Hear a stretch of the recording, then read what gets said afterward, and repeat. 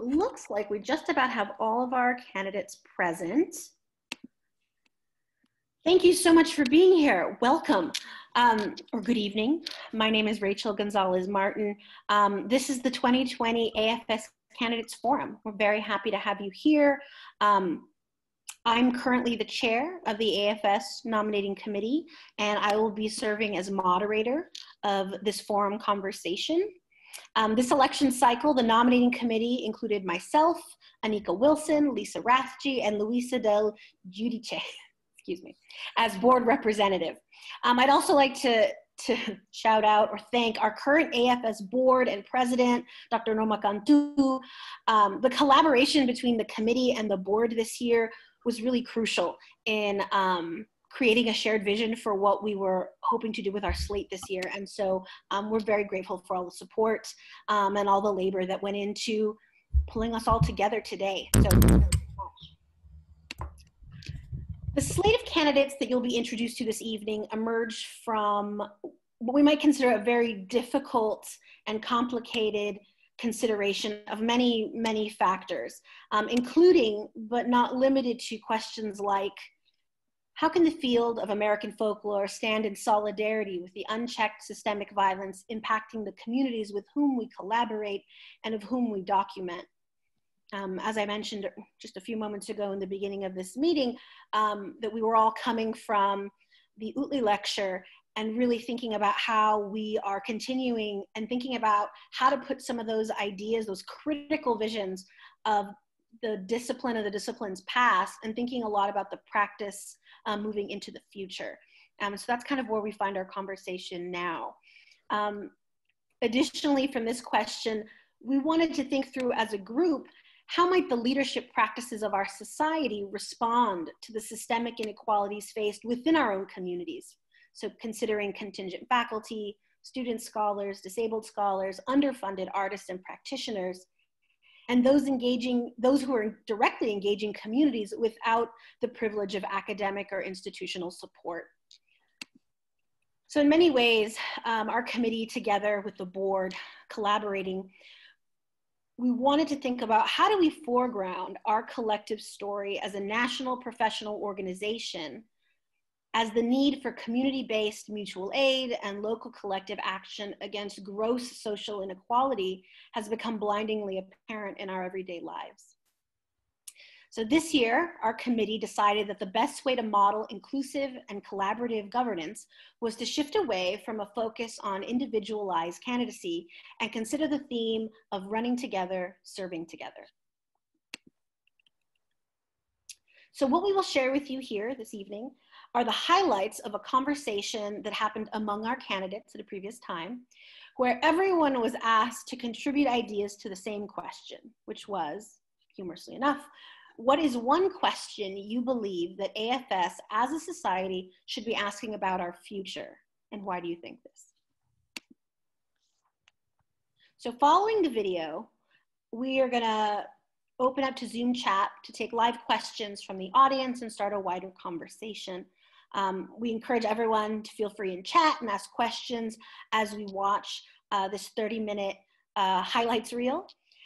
Please know that the full video of this conversation and a separate fireside chat with both of our president-elect candidates will be available on the AFS website in their entirety, and folks will be able to view them at their convenience. So on that note, let's begin.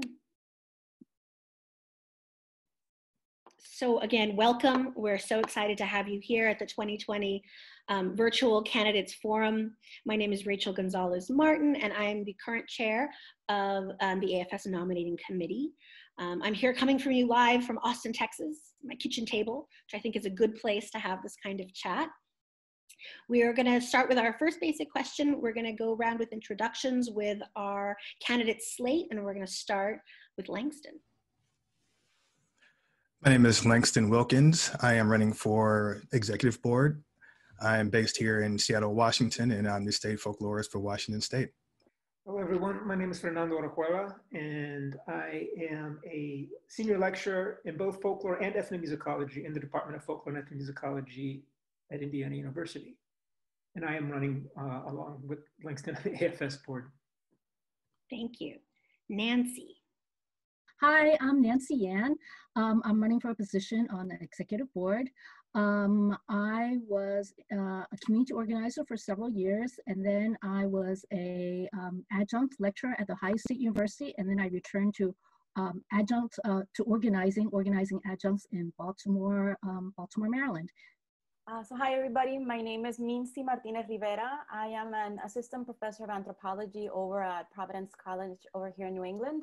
I am running for the executive board, and I'm also currently co-chair of the Cultural Diversity Committee over at AFS. Hi, I'm Eric. I am the Folk Arts and Social Change Fellow at the Philadelphia Folklore Project, and I am running for the nominating committee.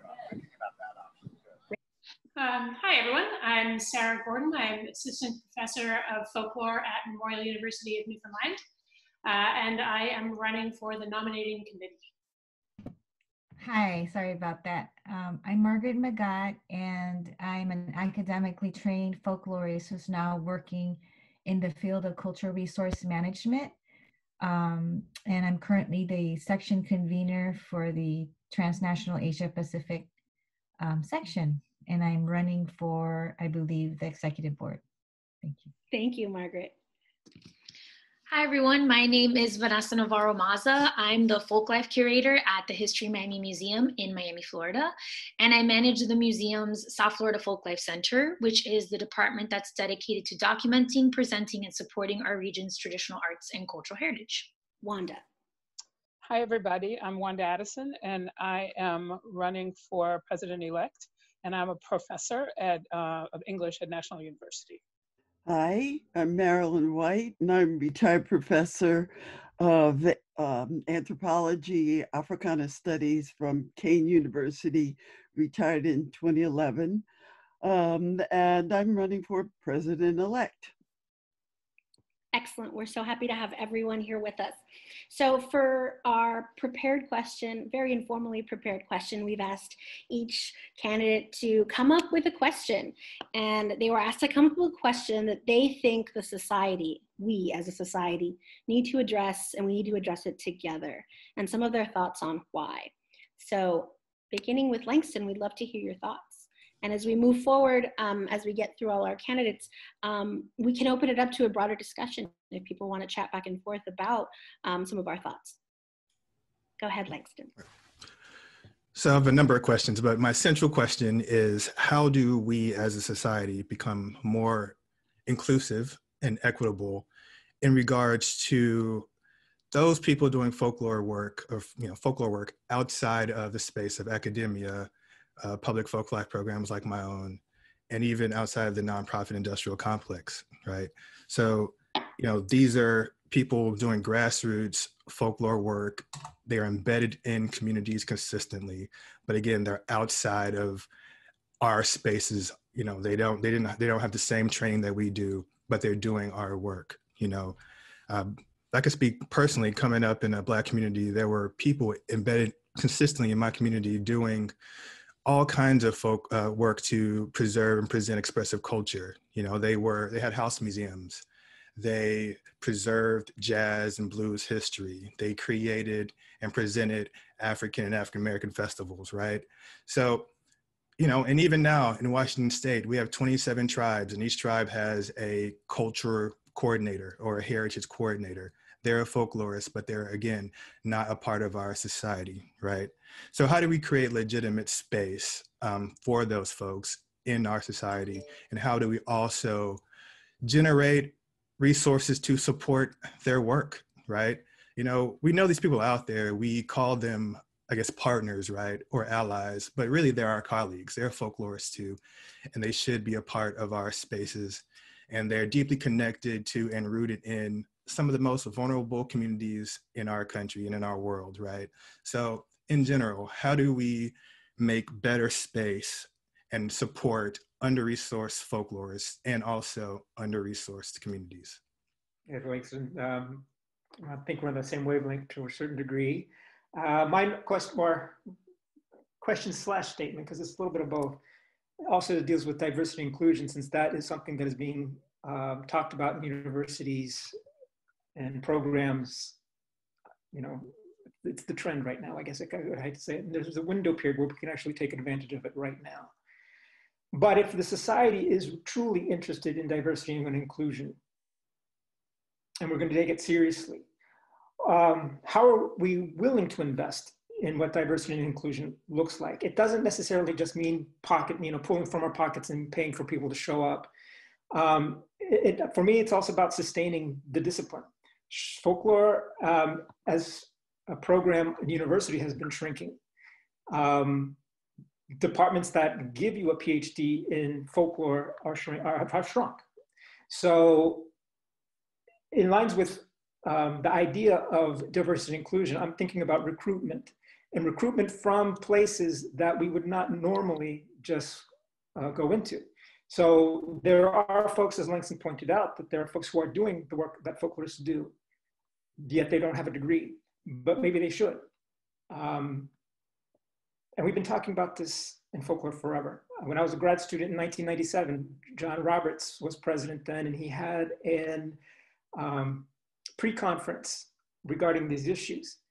And it was the first time for me to see a group of people of color in folklore at the same time being the majority in the room. But then again, it reminded me, it's like, okay, we're preaching to the choir. You know, it's the other folks who need to be here participating in these kind of recruitment incentives and initiatives. So as in society, how are we going to do that and take it seriously? To add along with that, my question for the society to think about is about taking political stances and political participation. You know, we're living in some very highly political times, and my sense is that members are increasingly asking the society to take overtly political stances. And so my question is, to what extent should AFS as an academic society, as an academic society, to not just take a position, but to take action and to participate in political actions? And what does that look like? Part of it can look like nurturing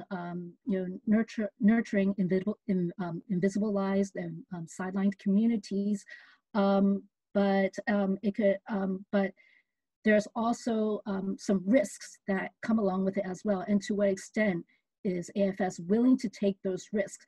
If it makes us feel uncomfortable, if there's a financial cost, to what extent are we willing to embody and support the values that we profess to have?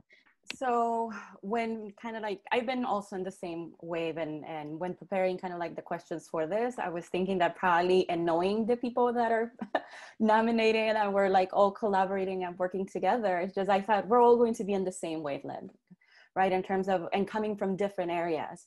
So, debating, I actually kept going back to a question that is not mine, but that actually the brilliant Dr. Anand Prahlad posed in Long Beach. And I know, Rachel, that you know what I'm talking about, right? This question that is, how do we diversify a space that was never meant to be diverse? So he posed that in Long Beach, and that was 5, 6 years ago. And it's a question that, we're grappling with. And as Fernando mentioned, right, that universities, institutions are grappling with also in terms of this huge issue of diversity.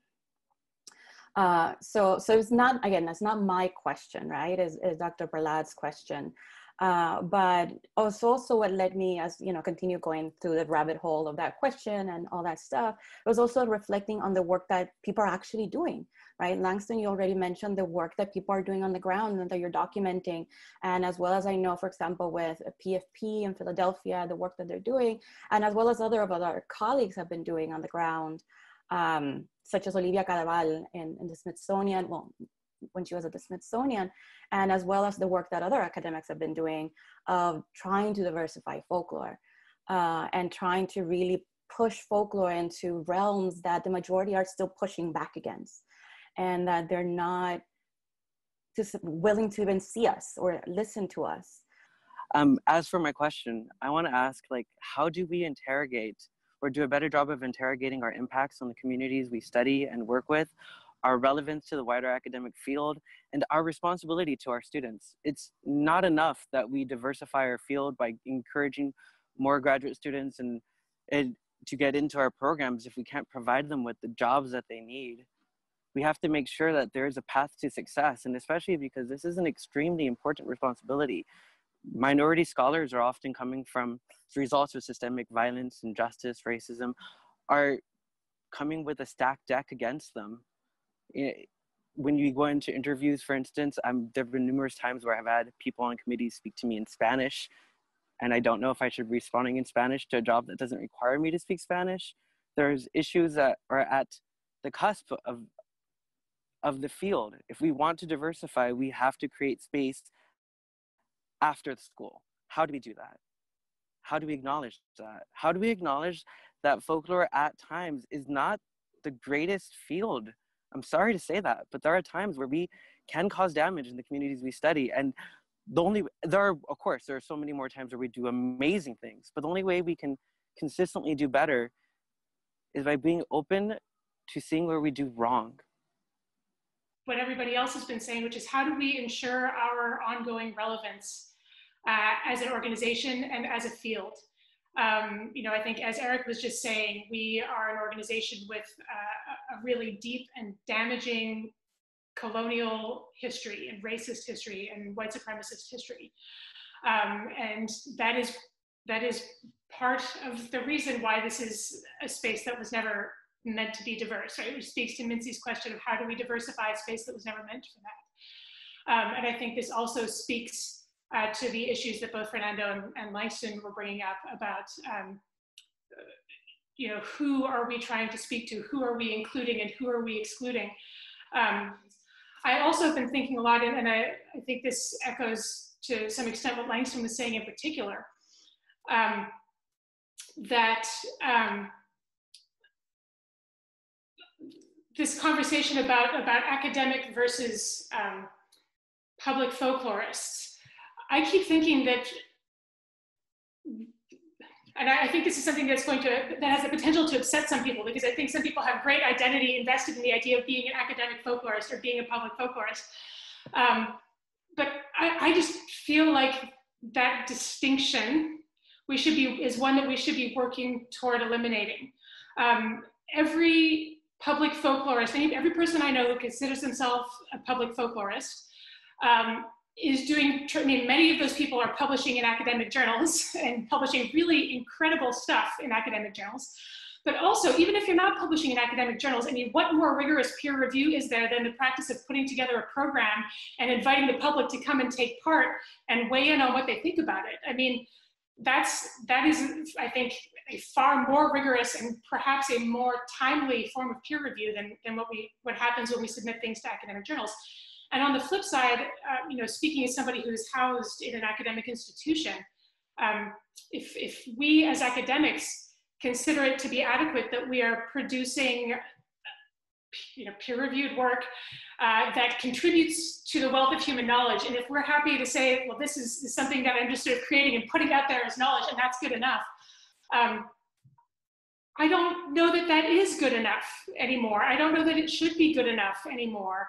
I think we need to be developing practices and outcomes that serve the communities with whom we work, whether those communities are our own communities or our communities with whom we have cultivated relationships. We need to be doing participatory research, right? Community-based participatory research as a methodology. I think we should be working toward that becoming our default. Not something that is considered, it's not something that it shouldn't be acceptable for that to be aspirational. That should be something that we should be considering to be foundational. This is a start to our vision. And I've gotten to the point in my life where I know that there isn't a perfect place. But if we can work toward what we are all talking about, then that's the place that I want to be. And that's the place that I want to call home. So for my question, I believe everybody has, as I said, really said some aspect of it in some way or the other. But for my question, I would like to know how we can use our training as folklorists to assist in bringing clarification and inclusivity to this divisive moment that is full of conspiracy theories and xenophobia. I think we can really make a big impact on what is currently the noise that I see surrounding us. And I'm so frustrated when I click open, an article that's being passed around, and, it's just another, as I know because of my training, it's just another rumor that's been passed on, or just another stereotype that I've fought for so long, whether it involves a virus or something else that, that's something about other people or whatnot. And this has been going on for so long, and we all know about it, but not the average person. Yet I don't see anyone in the media trying to basically offer a way for people to critically analyze it. And I think that what I'm looking for, like what Nancy said, is something that is a bit more action oriented. I want to know the tools. I have the tools. I just want to know how to bring it forth so that our voices are included in this cacophony of noise. So one question that I believe AFS as a professional society should be asking about our future, it's not really one question, it's more like three that are connected. So hopefully that counts. How can we as a society and the institutions and organizations that we support pivot and evolve to meet this moment? How can our work be of service to social justice conversations and movements? And how can we strengthen our networks and reach outside of the field of folklore to work towards these goals? So, many organizations, companies, institutions, people are taking this time to look inward, to assess our impact, to assess our harm. And I think that AFS should be doing the same and figuring out our place in the conversations that we're having as a country and really as a global community. In regards to how our work can be of service to social justice conversations and movements, the recent issue of the Journal of Folklore and Education, the issue could not be more timely. It's titled Teaching for Equity, the Role of Folklore in a Time of Crisis and Opportunity. And it speaks directly to the national crisis of equity, representation, and access in communities and in cultural and educational institutions, and how the tools of folklore can create opportunities for addressing significant social justice questions. So, it's not that we haven't been having this conversation, but now we have this incredible resource and this momentum. And I think it's absolutely an opportunity to further the conversation and build from that. And in regards to strengthening our networks to reach our goals, the work we do is unique in some ways, but it also has applications across disciplines. Yet I also feel that the field is almost hidden in plain sight in a lot of ways. And also the work that we do is certainly relevant to the work and the conversations that individuals, companies, organizations are having right now. So I really do believe that through collaborations with individuals and institutions and organizations outside of the field of folklore, but whose work can support the work that we do, and we can support what they do, we do a number of things. We not only build capacity for ourselves, we diversify the ways that our work is applied out in the world. We elevate the value of our work and the kind of work that we do. And we also build a more diverse team. So I just, in conclusion, I, as an individual, have taken this time and this moment to look inward, to disrupt the soil, to reassess my purpose and my goals, and to build my team to get there. And I would love to see AFS do the same, and I would fully support that effort. Thank you. As we think about ourselves as a society going forward in the broadest possible way, in the broadest possible reach, who do we want to serve? What impact do we want to have? What legacy do we want to leave? And I'm partly thinking about it for us as individual folklorists, as well as the larger society. The work we do, we were called to for some reason. There's something that drives us to do the work that we do with the communities that we work with. Whether it is in a museum space, whether it is in a public space, leading an organization as Langston does, whatever it is we're doing, there's a passion that drives that.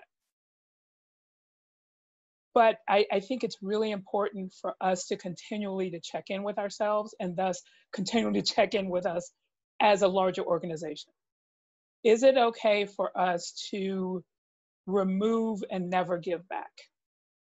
We cannot sustain an organization that will do that. It simply will not live. In thinking about all of the questions that you guys have already brought up, how are we going to do outreach? How are we going to pull in those who are working in communities who, whether we like it or not, know a lot more about what they're doing than we know about what they're doing, regardless of how many degrees we have.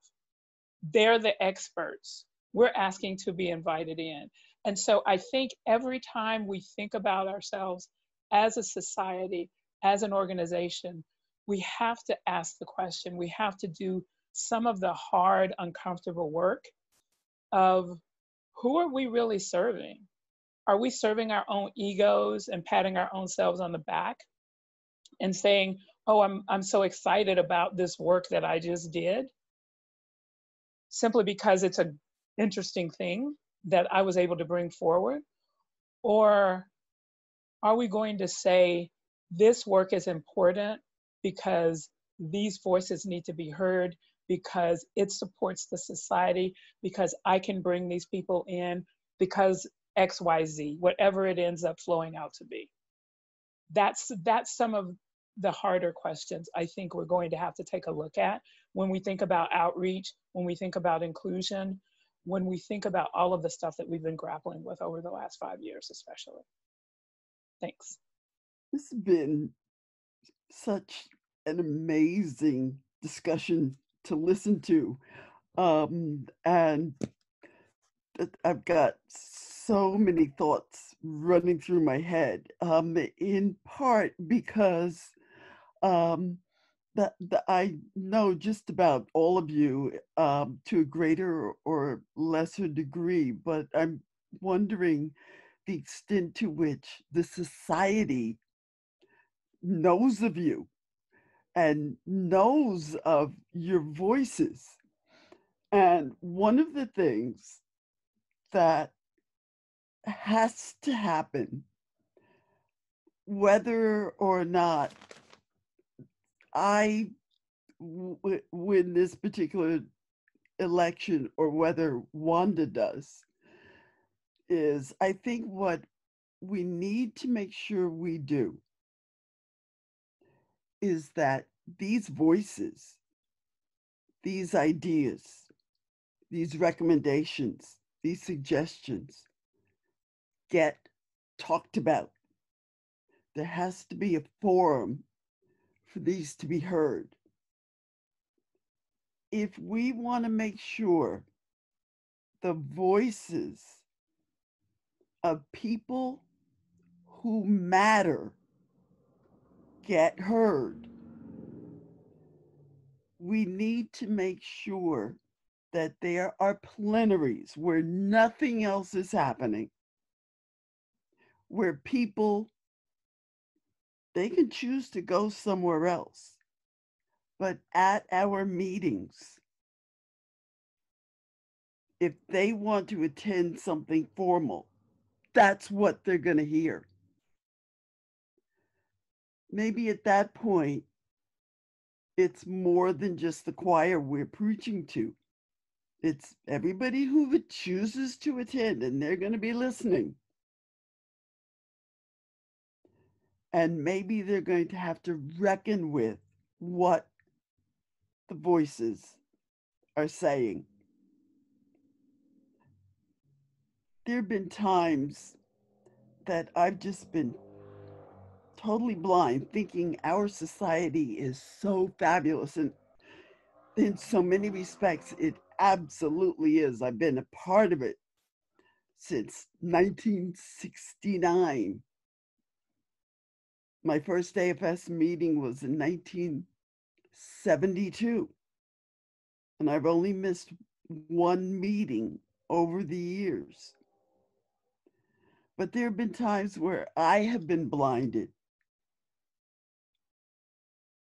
and not seen or understood what was going on.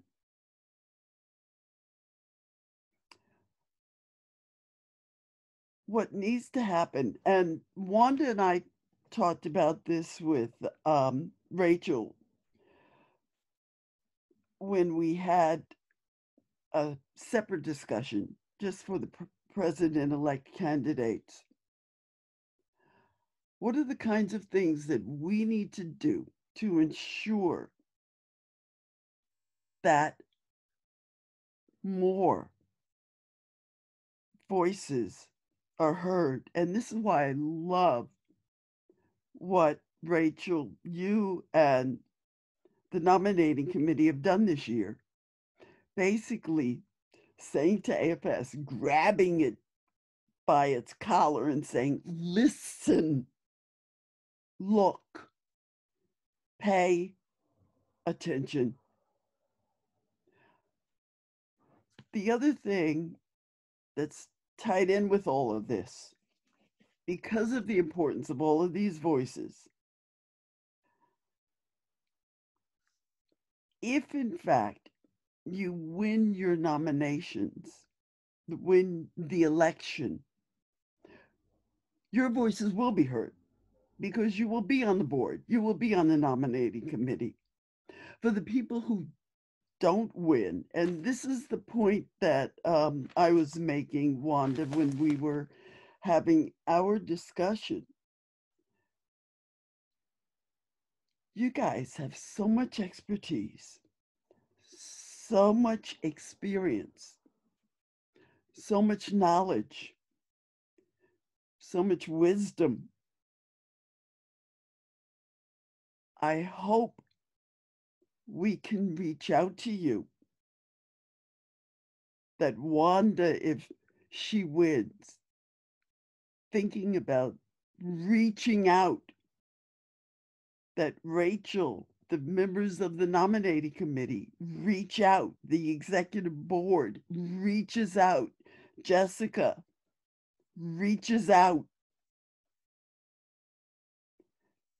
and says, please help.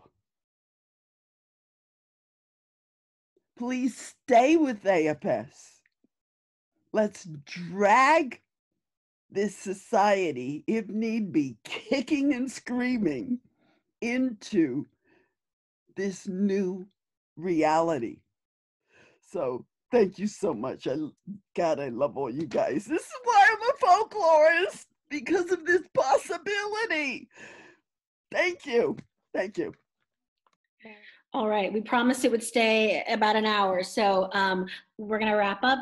Thank you so much for your time on a Sunday and for all your amazing thoughts. It was really energizing and a whole lot of fun to see everyone's faces together. Thank you, everyone. Thanks. Love this. So much, Thanks, everybody. All right, folks, it was great. Thank you again, and we'll be in touch. Thanks, Thank everybody. you all. Brilliant. Thank you. Great seeing everybody. Healthy. Bye. Thank you, Marilyn. Bye. Okay, we're back together as a group.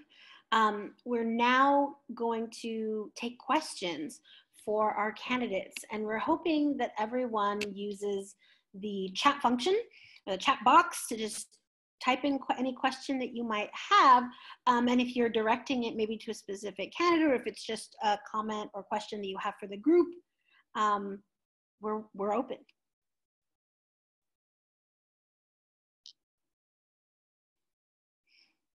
And this is actually an opportunity too for, I know our candidates were in some way hoping to continue the discussion that was happening the session before ours here. So if we don't have any pointed questions from the audience, I think it's an excellent opportunity to start a larger discussion as well.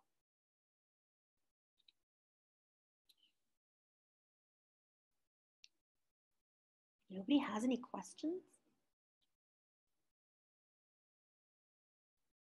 So, Luisa has a question, presumably for the larger group, but she'd love to hear responses to the Utley lecture. So if our candidates have thoughts or feelings or responses that they'd like to share, now we can do that.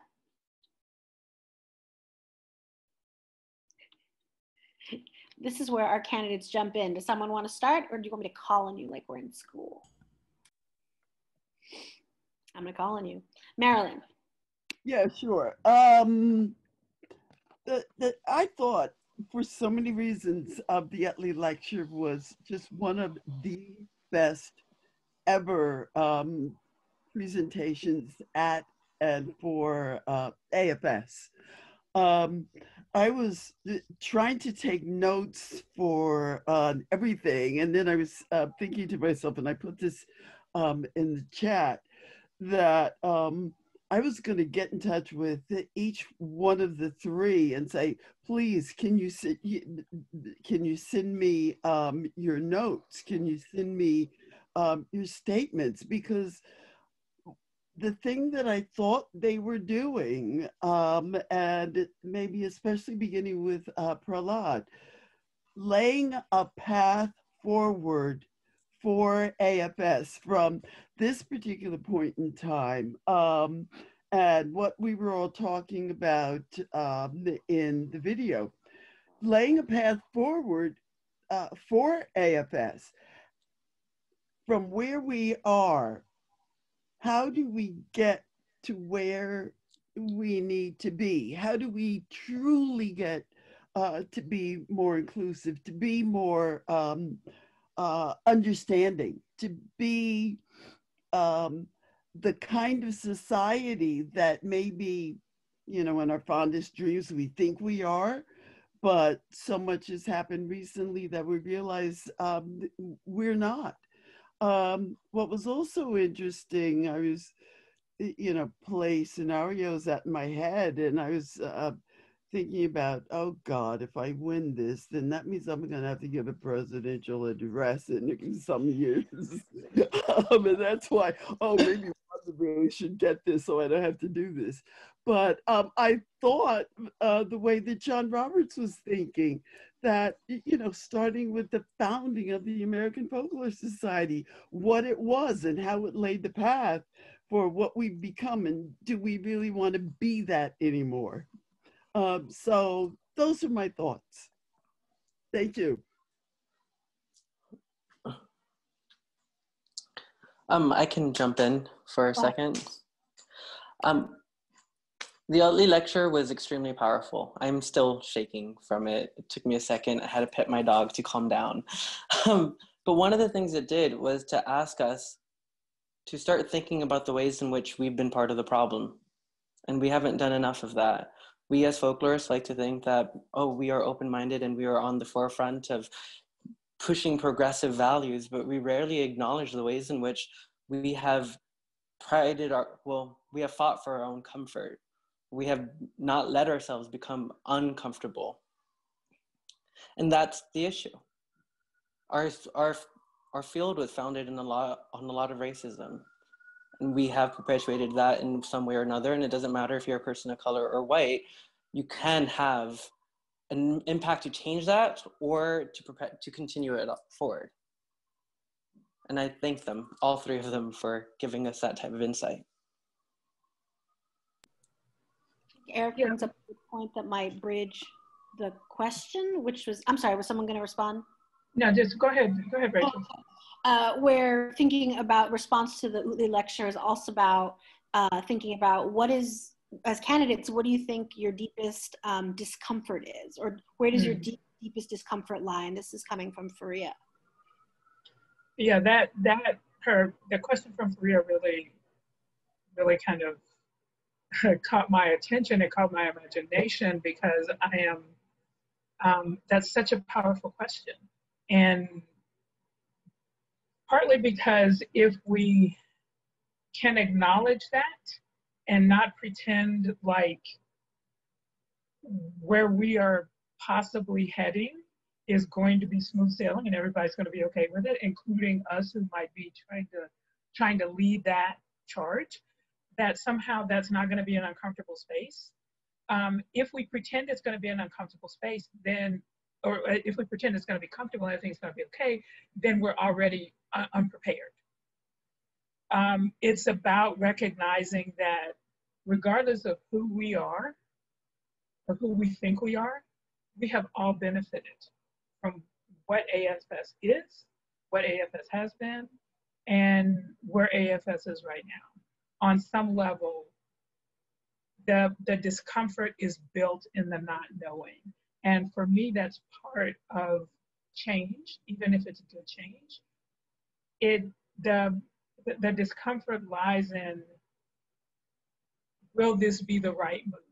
Even if I'm invested in the move, even if I believe that there is nothing more that I can do than help do this, because I really do believe that, I feel that very deeply, it's still the not knowing. It's still the what will be unearthed when we move down the road? What will those who we have idolized in our fields on some level, is there going to be something that will be difficult that will become, that we will unearth? What will we unearth in ourselves as we move down? That self-reflexive piece, I think someone asked a question or alluded to the self-reflexive piece as well. And part of that it's just the beginning. We're very much still fashioning all of this and thinking about it, which is where we have to begin. What do we want as a society? Not just the 10 or so members of the board, plus the president-elect, plus the class president, plus Jessica, plus XYZ. No, we are a society of how many hundreds of people? It matters what everybody says. And so that part of the self-reflexive process is going to be getting the conversation started with everyone and sitting with some uncomfortableness. But also, and I see an allusion to or a reference to the concept of neutrality. And the word caught my eye, but I acknowledge that where I might be going in my response might not be the intent of the statement. The idea that any field, I don't care what discipline you're in. I don't care if you're a historian. I don't care if you're an English literature, American literature person like I am. It does not matter. Social scientist, sociologist, whatever. The concept that any practitioner in that field is neutral is simply false. I know no other way to put that. I could probably finesse it if my brain wasn't too tired as it is. But I'm just gonna say it like that. No human being practicing any field is without bias. It's simply not possible. And so part of what we as thoughtful practitioners within our own field, part of what we're called to do is take a look at the biases that we hold, whether they are about an outside group, outside of what we identify as our community, or whether they are about our community. What are we bringing to the table? And recognizing that is part of the self-reflexive process. That's part of how we get started. Thanks. Do other folks want to respond to either the question or the connected questions of thinking about discomfort, and where do we begin this process of diversifying a field? Olivia put a question in about how do we speak more to this idea of diversifying a place that wasn't really intended to be diverse? So if there's anything on those lines people want to contribute to. Vanessa, go for it. Hi, everybody. So yes, that question really struck me also. Where does your discomfort lie? And it's actually something that I've been thinking about, personally in my work. So in terms of thinking about the society as a whole, we can kind of apply it, but at the end of the day, the society is the collection of individuals doing this kind of work, but it's really coming to terms with the power dynamics in the work that we do. I think a lot of times we see it as a partnership, we see it as co-creation, but I think that there definitely is a power dynamic. And sometimes, I mean, this might seem too harsh, but I'm like, am I just a taker? And I think Wanda, you'd spoken about that, you know, are we just removing and not giving back? So I think in terms of getting uncomfortable, it's really thinking about what are our positions of power? How are we using our positions of power? And what are we doing with what people are being so generous with, which is their lives and their traditions and their identities, and really just coming to terms with that. So yeah, I don't have the answers, but that's kind of an idea that I think, at least for me personally, is just something I want to continue to work through. Langston, do you want to chime in? Sure, quickly. I think my deepest discomfort is that we won't move from talk to action, right? You know, all summer, you know, we've been talking and speaking the language of equity and inclusion and diversity. We've been, you know, different organizations, including the one I work for, have put out statements in support of Black Lives Matter, and those are awesome, those are great, you know, but, you know, transformative change is going to take action, it's going to take sacrifice, it's going to take, you know, people being brave, you know, and people challenging the system, you know. I mean, growing up, I was in community with people who were doing, you know, folklore work. I mean, I was with the people who I mentioned in my statement earlier, you know, and I heard the same discussions. Okay, you know, funders, others, we're going to diversify, we're going to, you know, support, yada, yada, yada. But no transformative change, right? This was all talk. This was all, you know, just language, right? You know, but I have been, I will say, inspired, you know, recently, you know, including, you know, with this slate of candidates, you know, so I do thank you, Rachel, for, you know, really being brave and like pushing the society forward and forcing us to, you know, be the change that we want, right? You know, there's no way around it now. You know, something's going to change. So that's awesome. So, and at the same time, you know, I'm working with others in other spaces, you know, to push this, you know, push equity forward as well. So I'm still uncomfortable, right? I'm still in a space of discomfort. And I think that's good, because I think that's just going to motivate me and us to continue to push things forward. You know, a little bit of discomfort is good. So yeah, I'll leave it there. Minsi, please. And then Nancy. So for me, actually, discomfort is not something necessarily negative, because it forces us to have to change, and it forces us to have to grow. So for example, I remember in grad school and methods, and when started reading about post-colonial theories and decolonial theories and practices, and then, you know, thinking, and this ties in with what Eric was saying in terms of how even sometimes, even as BIPOC, we can also bring damage to our own communities. And I was really troubled by that, in terms of, even though I'm going and doing research in, you know, home country, my home state, my home area, but I'm still middle class and I'm doing research with indigenous communities. So really understanding, you know, those dynamics, and it's something that I still grapple. And as we were talking today in the social action workshops that I had the pleasure being with Emily and Haisha in the panel, and we were talking about the importance of reciprocity and of listening, actually, and understanding that the people in the communities know more than we do, right? And of paying attention, which ties in with what Wanda was saying. So that is a discomfort that I carry with me, and that I hope actually I never overcome it, because then, you know, I will think that I know now more than the people in my communities and the areas where I do the work that I try to do. So I hope I stay uncomfortable. The other thing that I wanted to say also with regards to this is that I know that, for example, people in the chat are mentioning that, and as also Langston was saying, that we need to go to action. But at the same time, we cannot rush change. We do need to do the action, right? This is an example of, you know, taking action. But at the same time, and as also Langston was saying, right, is that this, you know, it's going to hurt, and we need to make hard decisions and we're going to need to do sacrifice. But again, we cannot rush the process, right? For example, anthropology in the 80s, they trudged to, you know, with the reflexive turn and really, oh my God, we're colonial, all those different things. They rushed it and now it's imploding again. So that, you know, that anthropology again is grappling with their history of, you know, white supremacy and racism in the discipline because they rushed it. So if you want to do this again together, we cannot rush the process. So yes, we can do our lists. Yes, we can do all these different things, but at the same time, unless we really grapple with the underlying things, it's just going to be painting in the walls instead of using the metaphor that Professor Prahlad was saying in terms of really fixing the house.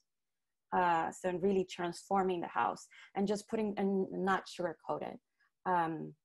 So I hope that we stay uncomfortable for a long time. So thank you. Nancy and then Sarah.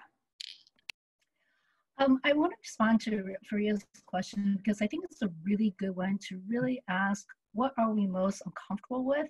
And, you know, I really don't want to say, but I think my discomfort is really, am I just using, am I using a community I research really to further my career? And I may say, oh, I'm helping them, but really, is it really helping them? And is it really just helping me? And I think it goes back to the question that Vanessa is raising, you know, how much am I really giving back? And to what extent do I sacrifice my own career? You know, to what extent should I sacrifice my own career to help this community, which I profess to, you know, help? And but I also think it's a very difficult decision because we're all precarious, you know, as folklorists, as people of color, as women, we're all precarious as well. And we are in a framework where we have to follow this system, which pits us against each other and forces us to really take, perhaps, in order to survive. So that is really my discomfort and something that I've really been thinking about. And I also know that discomfort can also possibly lead to immobility, which is maybe one of the things that AFS is grappling with, that we don't want to make a misstep because we don't want to make the wrong step. But I think the key is not to, you know, not to be afraid to take a step, but to take a step and to be brave enough that we can acknowledge and reckon with our mistakes so that we can move forward. Thank you. Sarah. Oh, Nancy, everything you just said spoke to all the depths of my soul. I really appreciated a lot of those things because I think about a lot of those issues, and I think that when I consider my greatest discomfort, it's quite similar. It's figuring out how to cultivate a relationship. I'm a white scholar who works predominantly with an Indigenous community, and how do I make sure that that relationship is not one of taking, you know, and how do I make sure that it's not a relationship of use? And I've published very little because of that, because I've felt that most of the work that I've done has been for that community. And that might bite me down the line. I'm really hoping it doesn't, but it might bite me, but you know, I can sleep at night. And that's more important to me. But I also think Langston's comment that the concern about all this talk not turning into action also spoke deeply to me, I think to a lot of us, and because I've been in a lot of these conversations in various environments, particularly over the past few months, where there has been an awful lot of talk and a real reluctance to take that talk and turn it into action points. I do think one way, and it's not enough by any means, this is not enough, but it is, I think, worthwhile to remember that conversation is something. And one thing that we can all do is try to cultivate an environment, both at these meetings, in publications, and wherever else we are, wherein we're holding each other accountable to these standards. And where we, you know, and that's going to involve discomfort for all of us. And a vulnerability for all of us, both to take the risk of being advised that we're not doing something well enough, and also to have the guts to go up and be like, you know what, here's something that I think is missing from whatever it is that you're working on, or something that maybe you haven't considered, and to consider that to be part of the spirit of collegiality that I think is at the core of what we all do. Eric, and then Fernando. Can I, after? And then Margaret. Sorry. Well, in light of actionable steps, who you vote for, I mean, how many of us you vote for, how many of us get elected, is not going to be able to completely change the field. That's not our job. The job is of all of you who make up the field to do the work. And there are certain actionable steps, of course, all of us can start taking. First off, when you teach your classes, are you using a decolonized and diverse syllabus? And also those two terms are different, just so you know, decolonized and diverse are not interchangeable. Are you inviting speakers of different cultural backgrounds, and are you paying them? Or are you, when you're doing public folklore work, are you working to make sure you're building up the community and seeing what they need, doing all the field work necessary before you open up a plan? There's so much that has to be done, and it's not going to change because you vote for any of us. We can initiate a start. We can help push the conversation. If I'm elected to the nominating committee, definitely that's what I'll do, because I have trouble staying quiet. So yes, I'll try to push the conversation forward, but will you guys speak up after us? Thank you. Fernando. It's absorbing everything that I'm listening to, because I also wrote down, what do I fear most? Because that's what I heard when I read discomfort, and I really had to rethink that a little bit. But I guess fear is part of what has always motivated me. And like I said, I think this is a moment. I'm hoping it's not a performative gestural moment, but then I also think about those are my anxieties when I do any of my work. When I work in a public space, such as a museum, and did in Muncie a few years ago, I did the work and then I left. When I publish stuff, it's like, is that also kind of a folkloristic gestural moment of doing good, and then I move on to my next project? So these kind of discomforts are my anxiety. Like I said, some of us have been through these waves many times. Like I said, my most memorable in this society has been with the 97 period, and then more recently with ethnomusicology just last year, where we're struggling with these issues as well. As far as next steps, I think, Eric, you kind of laid out something that's very, very accurate here. And there have been moments when I myself have wanted to leave my own society, and I have to talk myself off that ledge. And, you know, hope dies, but hope is born again.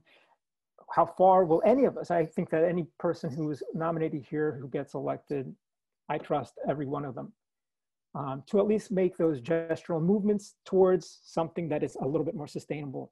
If at least not in the next 5 years, maybe in 10 years, that next generation will pick up from where we leave off, or any of you who get elected. And we move that conversation, and we move the actions, and we do the work, not just at AFS meetings and pat ourselves on the back, but in our departments, because very few of us are folklorists all the time. Some of us are folklorists and English, folklorists and anthropology, folklorists and administration, folklorists and community leaders. So we are a very unusual guild, and we can't be too gilded in not opening our eyes and acknowledging the fact that we have to spread what we do outside of this particular meeting and the next meeting and the meeting following that. Thank you. Margaret, you have the final word. Yes. Oh my goodness. I can only speak from my experience and from my perspective as a Filipino immigrant, first generation, and looking at the question of discomfort. I've been uncomfortable all my life, so I pretty much understand it, and it's in my bones. So what I can do, in a more action-oriented type of thing, is to bring this discomfort to the house that we're supposed to clean up. And I'm thinking of what Anand said in the Utley lecture. First, people have to survive. You have to serve the people. You help them get a job, right? So what can we do in the society to ensure that people are not only surviving, but we're serving them and helping them in getting, meaningful work?